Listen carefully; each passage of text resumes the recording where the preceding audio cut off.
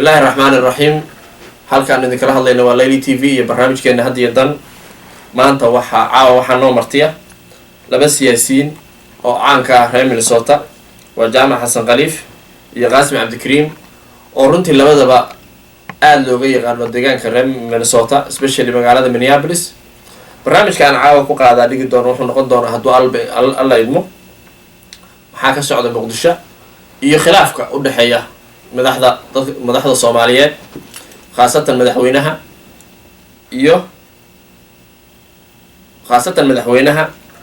iyo prime ministerka. waxaanu si fiican u qaadaa dhigi doonaa qaab dhaqanka. waxaan ognahay hal sano inay soo wada shaqeynayeen, taasoo aan filayno oo aan filaynay dadka Soomaaliyeed inuusan ka imaan doonin wax dhib ah dhexdooda kadib ballanqaadkii ugu horreeyay oo ay u sameeyeen dadka Soomaaliyeed madaxweynaha iyo prime ministerku. waxyaabaha aan xasuusano waxaa ka mid ah oraah ahayd madaxweynaha oo yidhi waxa aan doortay qofkii ugu muhiimsanaa ama aan ugu kalsooni badnaa. caawa taas maxaa ka bedelan? waxaan marka caawa insha allahu tacaala arrintaas dhex dhigi doonaa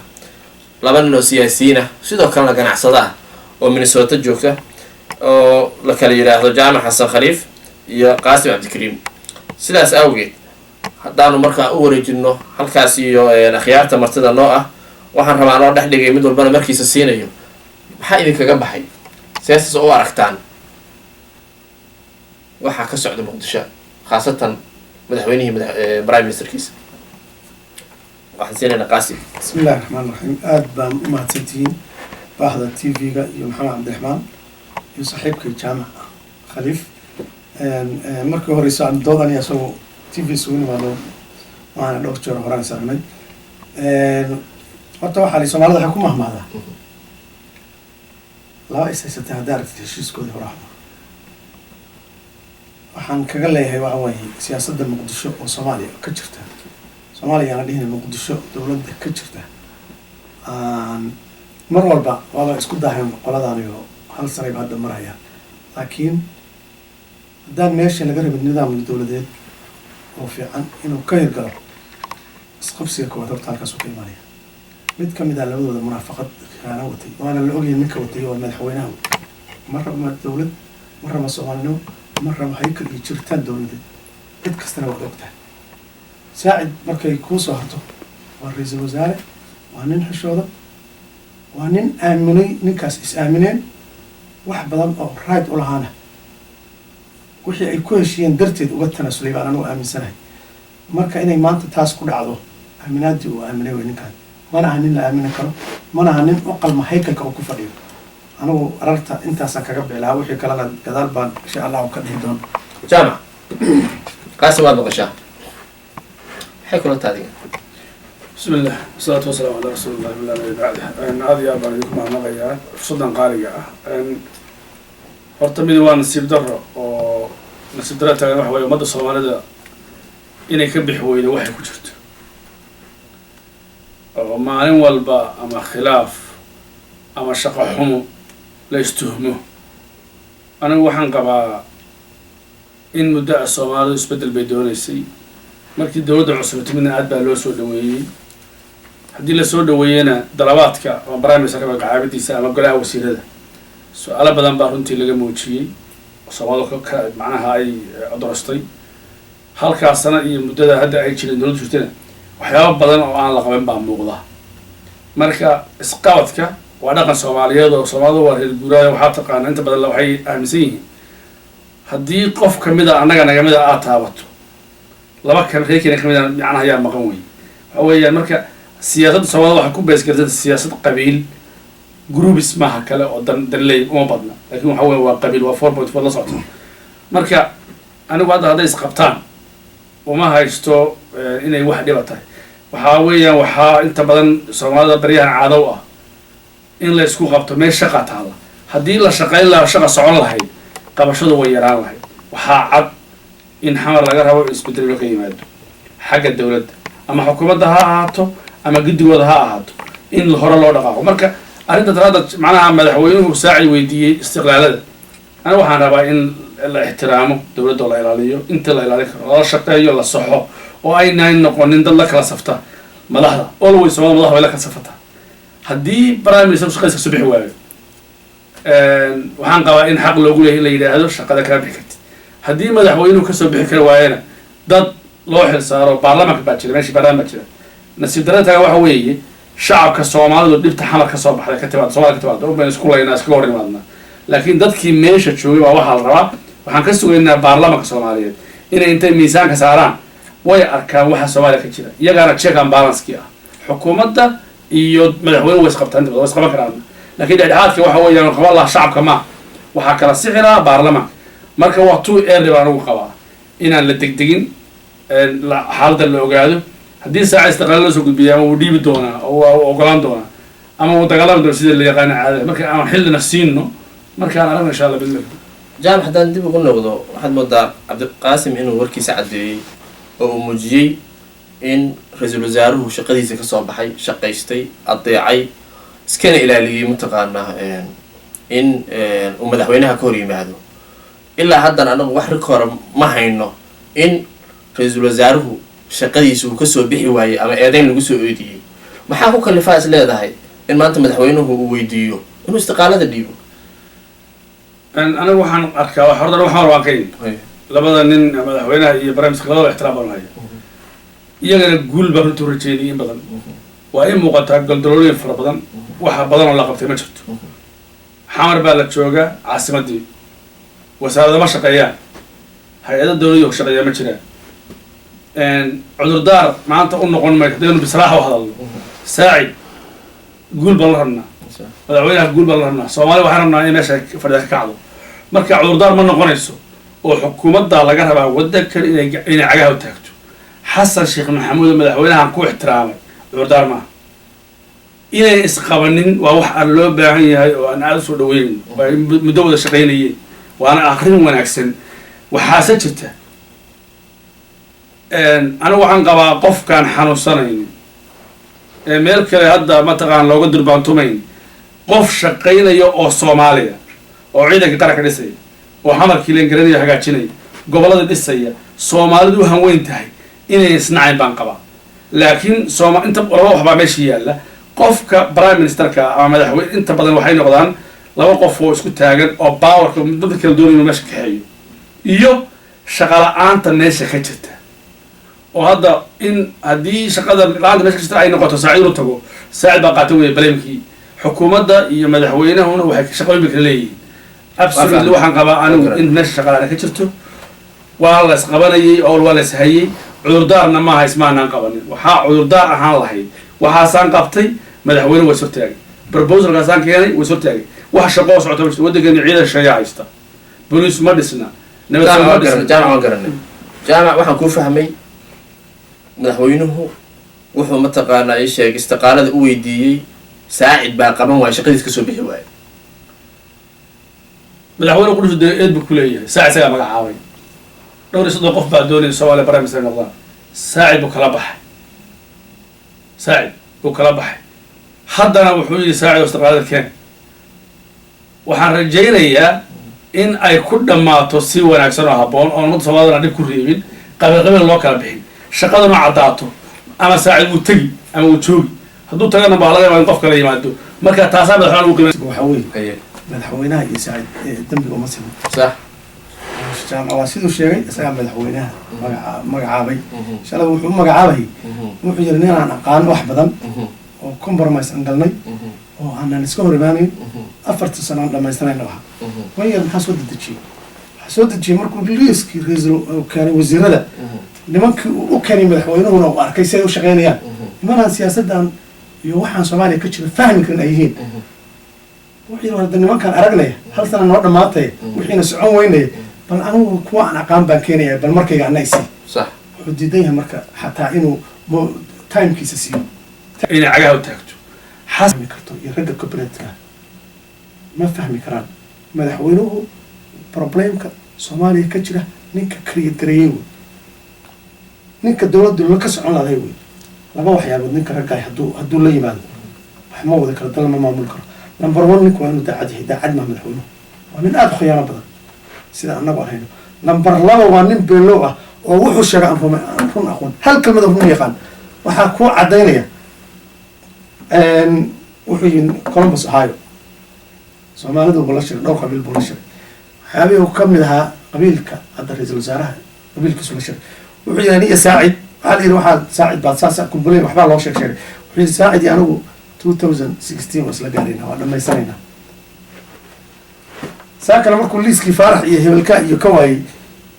gruubkii dhalinyarada ah yaryaraay uu watay wuxuu yidhi dee qarankii dhammaan ma Faarax buu xiyirnaanaya marka shaqada wadi waayo waa laga tagaya Saacid dambi male gardarada looma sidha Saacidna dambi male Saacid anigu waxaan qabaa dadka kumbuleen garan jiray baa TV-yada ka sheegay oo kumbuleen garay hadkiisa inuusan goosan karin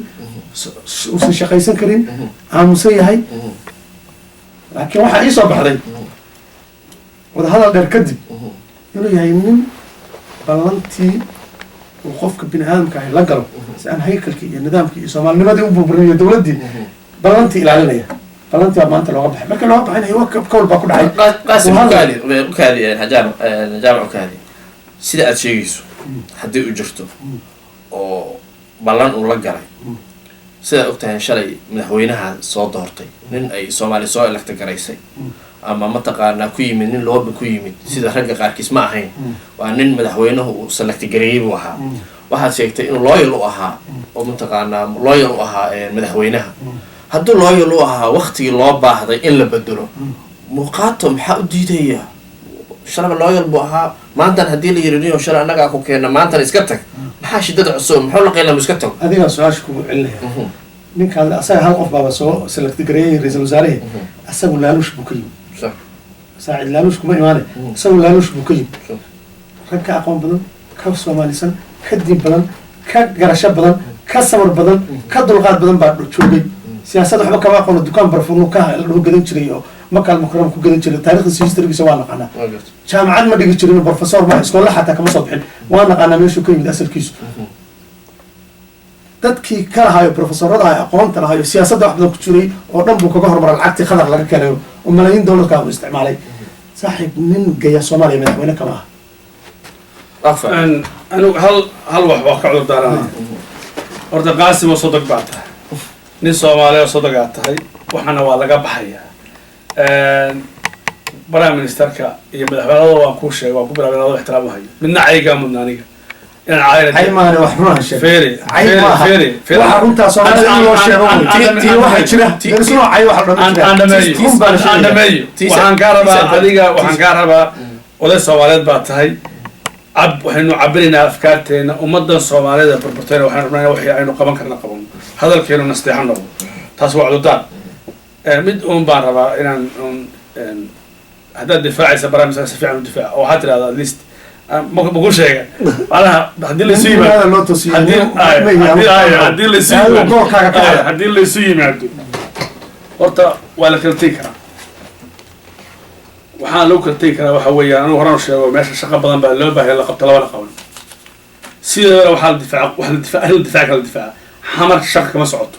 ama xasan baa qaadan doona baleemkeedii iyo dhibaatadeeda aan barnaamijka ka qaadan doono ma xasan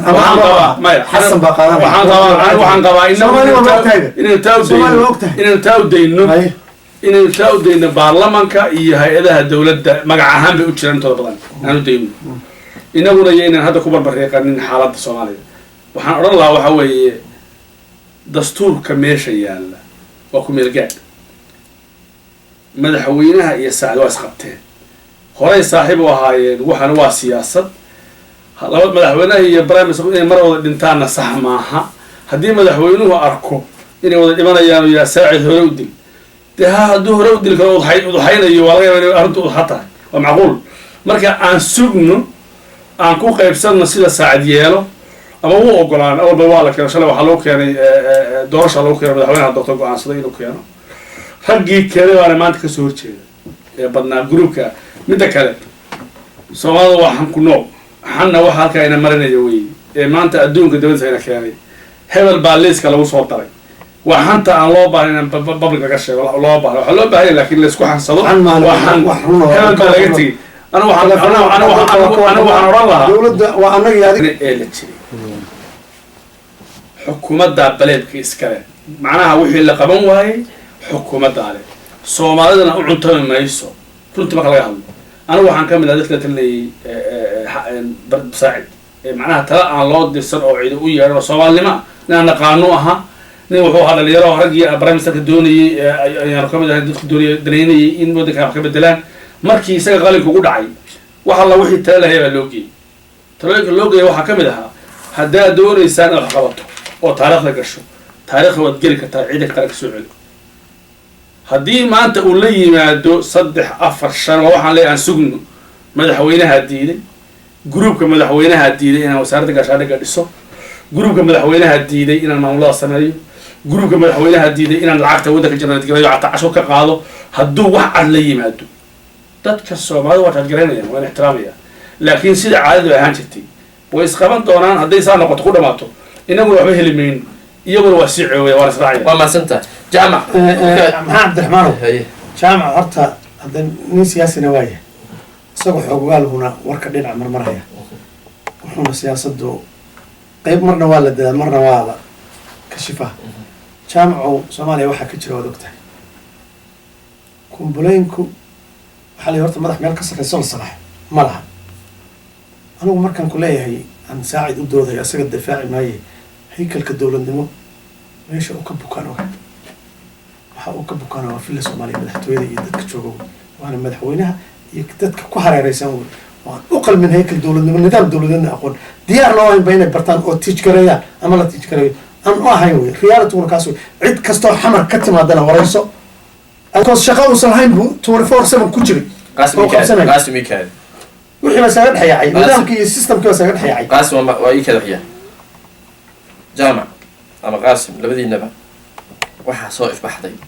ka hor intaysan madaxweynaha iyo ra-iisul wasaaruhu isqabanin arrin dadka soomaaliyeed ilaa hadda wax ka shaafiya aysan jirin taasoo ah yusr abrar waxaa la magacaabay September 13 2013 waxaana is-casishay November 1 2013 arrintan waa arrin dhaqaale sida aan la soconno ama aad media ka akhriseen awladyada kale aad ka wada akhriseen ama website-yada ama Soomaali ha noqoto ama international ha noqoto waxaa muuqata arrintan ay madaxweynaha iyo prime minister ay isku hayaan inay ka weyn tahay wax dhexdooda oo ay u weyn tahay arrintan is-casilaadii Yusr inay wax badan runtii ay kicisay ma u malaynaysaa in meeshan international community iyo dadka Soomaaliya taageersan in ay Soomaaliya focus ku tahay barnaamijkaana uu yahay barnaamij lagu xalinayo si uusan dowladda Soomaaliya ama dowladda federaalka Soomaaliya dib uusan uga imaanin dowladaha shisheeye ama kuwa deeqda bixiya ama international community guud ahaan si is-casilaadan Yusr Abrar loo arkay in fashilaad ku timid dowladdii taasoo keentay in qola loo saariyo macquul marka ma tahay in barnaamijkan isqabsashada inayba kaba timid ama ka dhalatay in arrin inuu dhib meesha jiro dhibkiina la rabo in qola la saaro qoladaasna uu yahay prime ministerka in la saaro jaamac anigu waxaan ku bilaabay markii warsa waxaan ku bilaabay Soomaaliya iyo xamar dhibaatada jirta aan la xalin waxa ummadda la rabo Soomaaliya in loo sheegana waa arrintaa xal la'aantu meeshu ka imaanayo hoggaan la'aan ama go'aan qaadan karida ama mashaakil fara badan oo ummadda Soomaaliya toorka laga siibo ha ahaatee Soomaaliya waxa watan waa la haystaa gacan bay ku jirtaa waa la socoteen jubooyinka iyo dowladda dhexe inay in muddo is hayeen Axmed Madoobe iyo Xasan Sheekh Maxamuud iyo groupkiisu muddo is hayeen iyagoo bari iyo galbeed kala jooga la isku daray waxa la isku darana waa interest iyo dan meesha waxaa jira hay'ado caalami oo maafiya ah ciidamo shisheeye oo waddan gacanta ku haya meel walbana Soomaalida iyaga intay baaska dhigtaan wax bariyo oo la balad kareynaya dambiil mashaakilka meesha gabadha gudoomiyaha bangiga la magacaabay waxay aragtay waxay leedahay sidii hadalka u dhigayso waxa weeye thread baa lagu sameeyay thread wala diri gaaray oo wala soo weeraray waxaan lacag macaa warba ma sheegaysaa warkii u dambeeyay wali ma sheegin laakiin xogta ka soo baxaysa waxa weeye in la khasbayo lacag meel ku shub oo dad bay magacaabaysaa marka runtii waxaan qabaa anigu waan ku bilaabay haddana waan qabaa hawshii meesha aan la qabanin madaxdii doodaas arkay hawshii la qaban waayay isku arkay marka dhinaca u dhacaysaa dhinaca aan sugna u dhacdo waxaan ka cod daaranaya oo aan ku celinaya mar labaad walaalkay qaasim wali waxaan rabnaa cidna shaqo kama rabno waddankan dantiisa iyo wixii loo qabanayana diyaar baan ka qabano wixii aan qabnana waa sheegayna lakin waxbaan ku sheegaya hadallada mid hoos loo sheego iyo mid kor loo sheegay kala yihiin ka u baahan in hoos loo sheego waxa weeye ka Soomaaliya isku laynayso aan habboonayn waxaan habboonayn in qof gaar la caayo waxaan habboonayn in ummadda la yidhaahdo waxaan waxba u taray la sheego waxaan qabaa waxa weeye meeshan mashaakil baa ka jira saacid iyo xasan sheekh waas qabteen istiqlaal la weydiiyey inuu risaan gareeyo la weydiiyey prime ministerka aan sugno sixitaanka aanu kacno yeynaan kala safarin Soomaalida madaxdeeda kala safarin jaamac maxaa ninkan laga rabo loo shaqada looga ceyrinayo warka in cadeysaan rabnaa ninkan waxaa keenay madaxweynaha doortay macnaha dambi buu galay baa lagu haystaa ma waxbuu khalday ma gabadhu yusr abraar buu shaqada ka ceyriyey ninkan maxaa looga ceyrinaya xamar wax shaqa lagama qaban totally intii halkaasna dawlad jirtay dawladdu waxay qabatay marka la miisaamo ama tadhax ama barnaamijka xukuumadda saacato dawladdu wax badan ma ay qaban wala hadii ninka shaqada laga ceyriyo shaqada hadii laga ceyriyo waxa la shaqo qaban doonta hadii waxaan ku leeyahay saacad lagu haysanayo xasan ku haysanayo qalayo oo isagu balamka qaadanayaan aan sugno waqti aan siin shaqo lama qaban Soomaaliya shaqo kama socoto asli shaqo kama socoto marka madaxweynuhu saa keenay constitutional buu awood u leeyahay keenay madaxweynuhu prime minister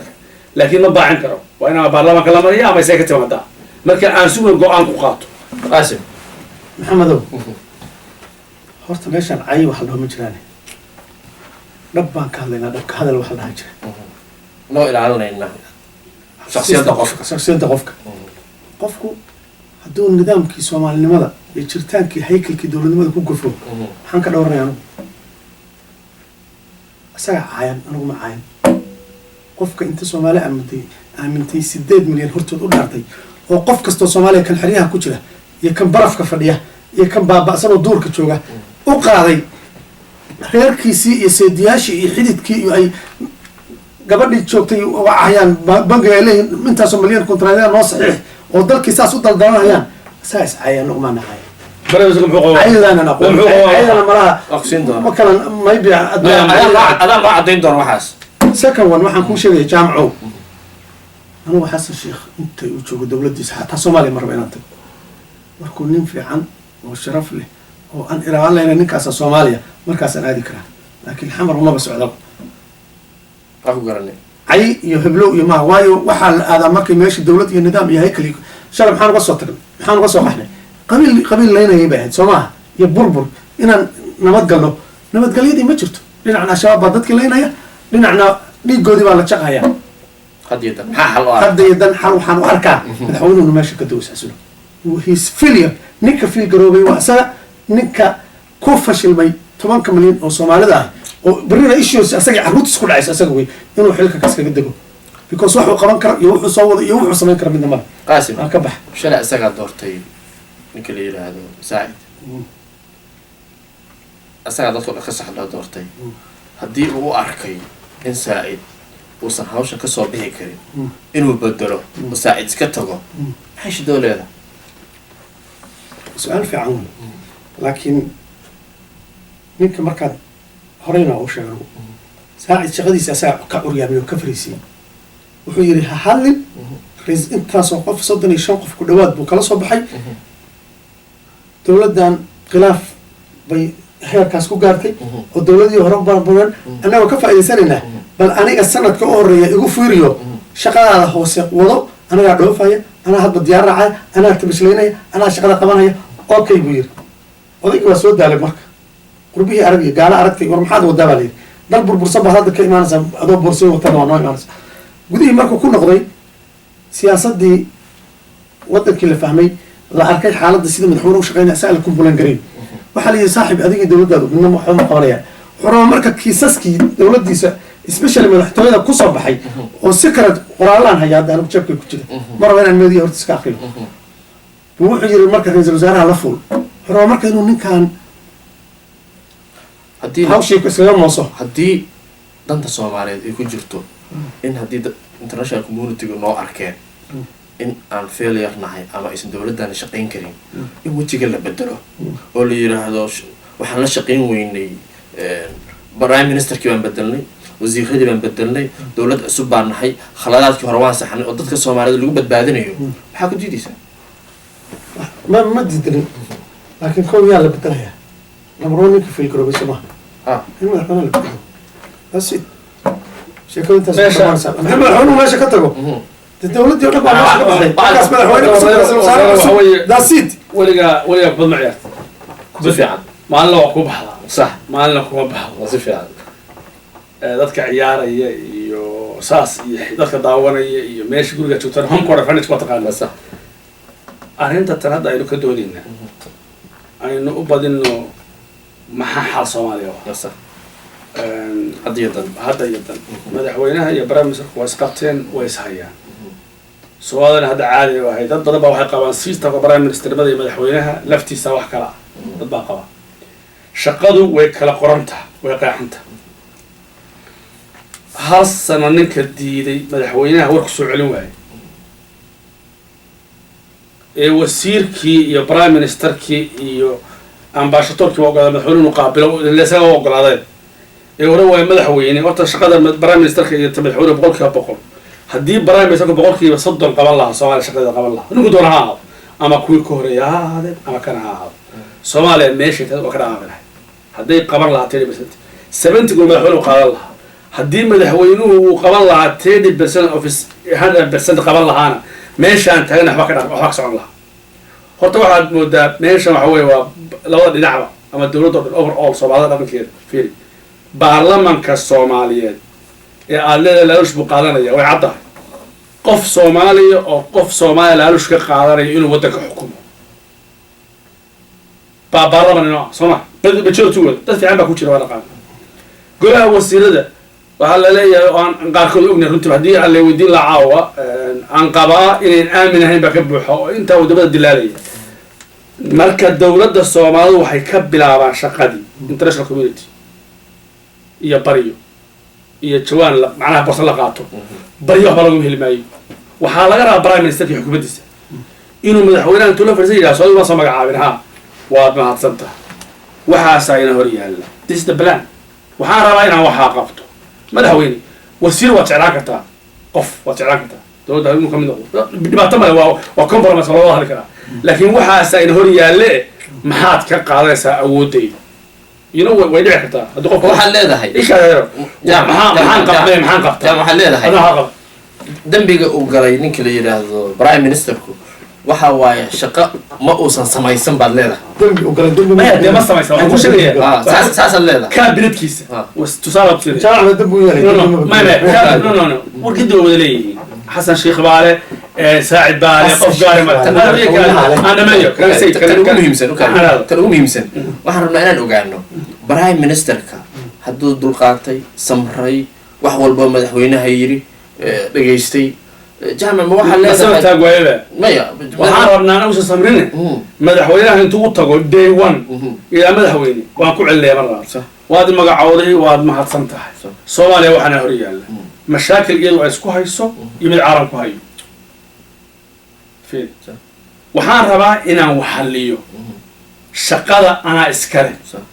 magartay aadna waxaad leedahay ixtiraamkeeda waxaa tahay waddanka madaxweynihiisii madaxweyne shaqada aan qabtay intee baan qabtaa intee baad qaadanaysaa soo waxaan ka hadlayaa u firso oo iyadoo compromise la yaqaano uu la yaqaano wasiirka kuwa shaqada war baa haysa in lagu heshiiyey oo hadda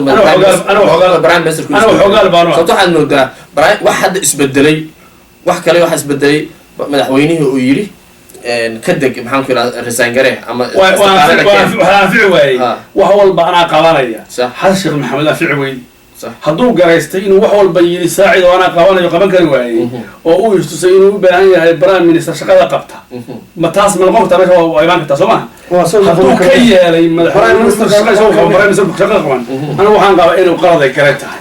shaqaba qabsina maaha waxaa leedahay markii hore heshiiskii hore uu ku bilaabay qaasim heshiiskii horaaba xumaa sababtoo ah markii hore aysan shaqada u qaybsan dee qof keliya shaqa ma qaban karo madaxweynuhu hadduu yidhahdo shaqadii barabiskaa qabanaya maba qaban karo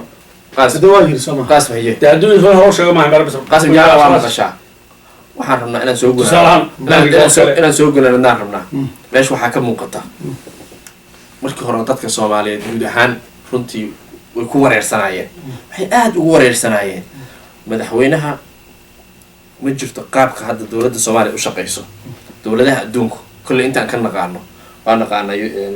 britishka prime minister baa u shaqeeya dowladda maraykanka madaxweyneha u shaqeeya madaxweyne ku-xigeenka maqli maysid annagu waxaad moodaa prime ministerna waa samaysanay madaxweynena waa samaysanay waa system confuse laftiisu oo dadka soomaaliyeed runtii ay aada ugu wareereen sababtoo ah prime minister awoodana waa la yaqaanaa madaxweyne awoodana waa la yaqaanaa dadka soomaaliyeed waxaan ognahay 4.5 wax loo qaybsaday waxaana muuqata meeshan baawarkii madaxweynaha inuu leeyahay oo cad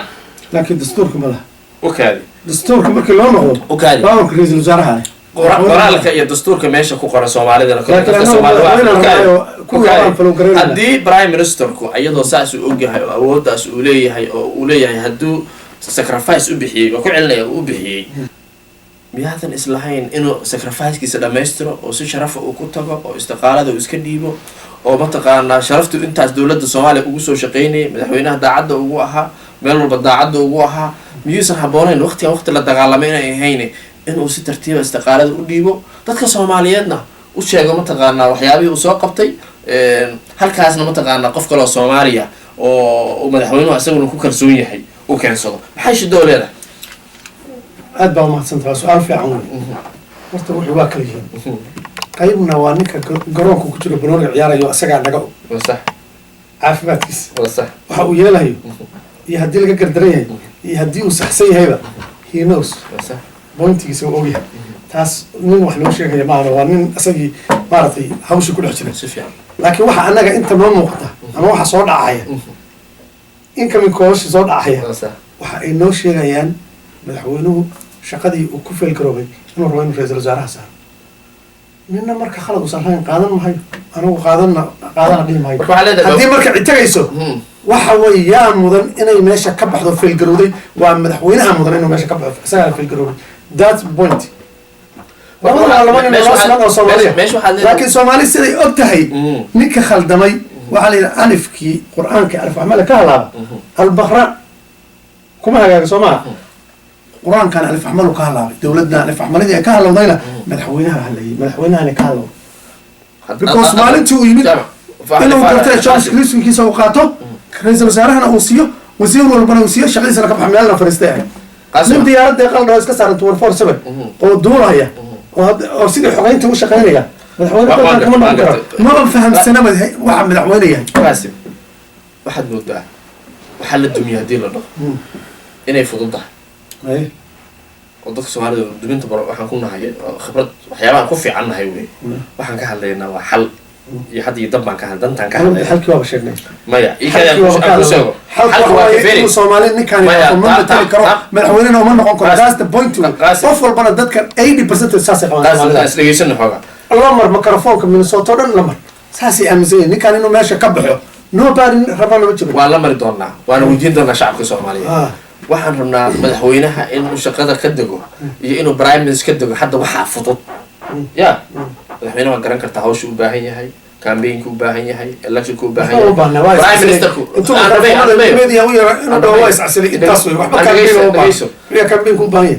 prime ministerku waxaa soo dooranaya madaxweynaha qof shaksi ah soo filan laakiin in madaxweynaha la casilo waxay u baahan tahay in baarlamaankii lagu noqdo hawl badan bay u baahan tahay haddii dadka soomaaliyeed dantooda laga shaqeynayo oo prime ministerka uu ka shaqeynayo in qof madaxweynuhu ku bedelo qof waa wax fudud laakiin in campaign la sameeyo hadda madaxweyne la doorto hawl badan wey howlaha soomaaliyeed way hor istaagaysa miyaysan habboonayn dan soomaaliyeed